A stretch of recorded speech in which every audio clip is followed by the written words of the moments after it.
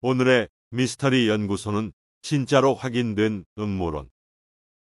터스키기 매독 생체 실험 사건과 이를 능가하는 과테말라 매독 생체 실험 사건을 다룹니다. 정부 혹은 가진 자, 권력자들이 가난한 사람들에게 무료 진료를 해주는 척하면서 생체 실험을 진행한다. 거짓말 같지만 실제로 있었던 일입니다. 미국 엘라베마주 터스키기에서 1932년부터 1972년까지 40년에 가까운 시간 동안 정부가 진행했습니다. 1932년 미국 공공보건국은 매독에 대한 연구를 진행했습니다. 당시만 해도 매독은 치료가 쉽지 않은 병이었습니다. 성병으로 분류돼 있으나 성적인 접촉이 없더라도 키스나 찰과상으로도 감염이 됩니다. 목욕탕의 물을 통해서 전염된 경우마저 나옵니다. 치료법도 마땅치 않았습니다. 수은을 사용하거나 말라리아에 걸리거나 희소를 이용하는 등 한 번 걸리면 치료조차 목숨을 걸지 않으면 안 되는 질병이었지요. 페니실린이 대량 생산되기 전까지는 수백 년간 유럽과 아시아에서 공포스러운 질병으로 군림했습니다. 명나라나 일본, 조선에까지 퍼져나갔지요. 미국 공공보건국은 매독에 관한 연구를 진행하는 과정에서 엘라베마주의 터스키기에 거주하는 가난한 아프리카계 미국인 남성 다수가 매독에 걸린 것을 발견합니다. 그들은 매독을 치료하지 않으면 어떻게 되는지를 확인하고 싶어 했습니다. 총 대상자는 600명이었습니다. 399명은 잠복 매독이 있었고 나머지 201명은 대조군이었습니다. 정부에서 파견된 의사들은 이들에게 매독 감염 유무를 알리지 않았습니다. 대신 나쁜 피라는 병에 걸려 있으니 치료해주겠다고 했지요. 그러면서 아스피린과 철분제를 나누어 줬습니다. 치료제라고 속여 비타민제를 주사하기도 했습니다. 매독을 치료하는데 아무런 효과가 없는 약이었지요. 정부는 실험 참가자들에게 진료소로의 무료 왕복 차량 서비스, 건강검진, 식사, 경미한 질병에 대한 무료 치료, 장례보험 등의 혜택을 제공했습니다. 대신 매독을 치료하기 위해 시도하는 것을 어떻게든 막았습니다. 우선 해당 지역의 의사와 보건소에 공문을 보내 실험에 참여한 사람들이 올 경우 그냥 돌려보낼 것을 요구했습니다. 또한 1941년 2차 세계대전이 발생한 뒤 터스키기 지역의 청년들이 미국 육군에 입대하며 매독에 걸린 것을 보고 치료를 시도하려고 하자 256명의 명단을 보내 치료하지 말 것을 요청하기도 했지요. 1943년 페니실린의 화학적 구조가 밝혀져 공장에서 대량 생산을 할 수 있게 됐습니다. 매독 치료에 매우 효과 좋은 항생제를 인류가 얻게 된 것입니다. 허나 터스키기 사람들에게 치료는 이루어지지 않았습니다. 해당 사건은 비밀도 아니었습니다. 연구기간 내내 보고서와 데이터 세트가 의료계에 공개됐습니다.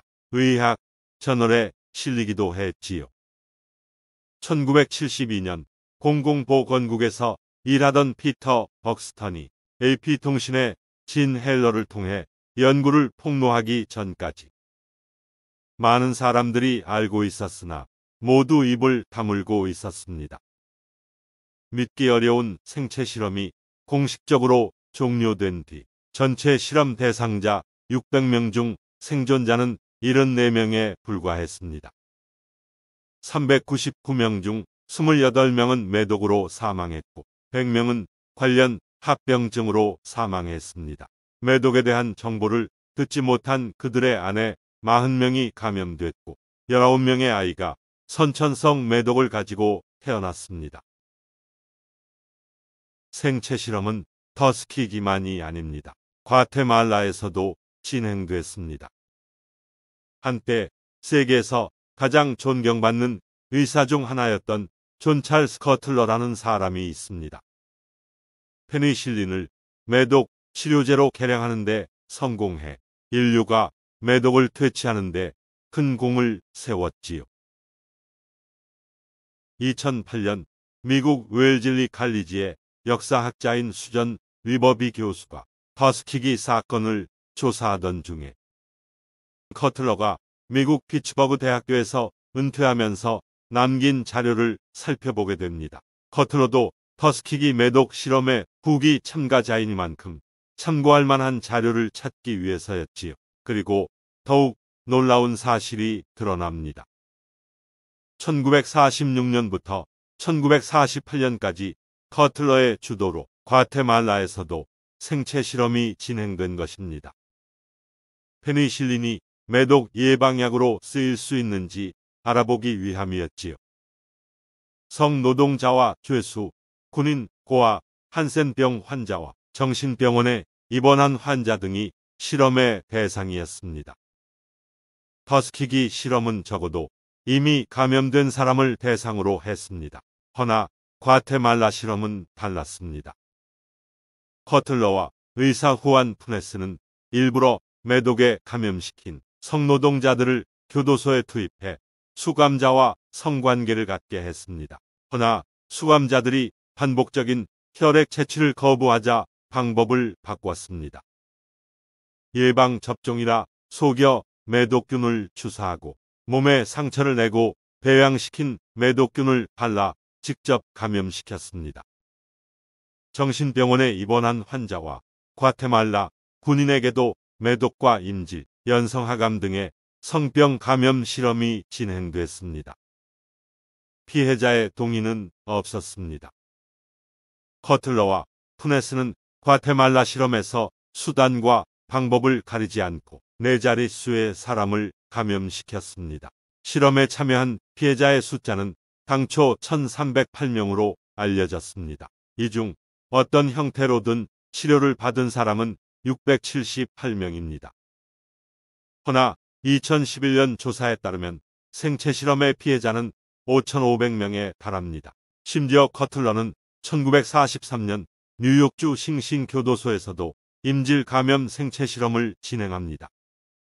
죽을 때까지 그가 행한 생체 실험은 알려지지 않았습니다.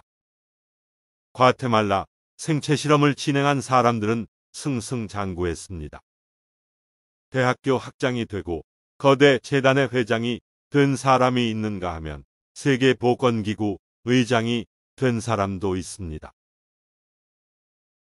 가장 유명한 대량 인체실험 사건은 일본 제국과 나치 독일입니다.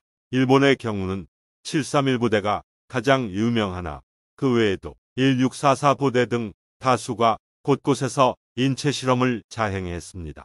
나치 독일도 요제프 맹겔레를 비롯해 수많은 의사가 인체실험을 했습니다. 허나 세계적으로 인체실험은 아직까지도 일어나고 있습니다. 그러나 큰 이슈는 되지 않고 있습니다. 북한과 중국, 영국, 프랑스, 이스라엘 등에서도 생체 실험이 진행됐습니다. 믿기 어렵지만 한국에서도 벌어졌습니다. 2014년 한국의 한 국립대학교에서 교수와 대학원생들이 무면허로 생체 검사 연구를 10년 넘게 진행한 것이 드러났습니다. 검사에 동원된 대상자는 218명이며 이 중 절반 이상은 해당 대학의 학생입니다. 후유증으로 신경마비와 통증을 겪고 있는 학생도 있습니다. 그럼에도 해당 사건을 일으킨 교수들은 여전히 재직 중인 것이 언론에 의해 확인됩니다. 영상이 흥미로웠다면 채널의 좋아요와 구독을 부탁드립니다. 다뤄주기를 바라는 소재나 제보는 메일로 부탁드립니다. 시청해주셔서 감사합니다. 다음에 또 뵙겠습니다.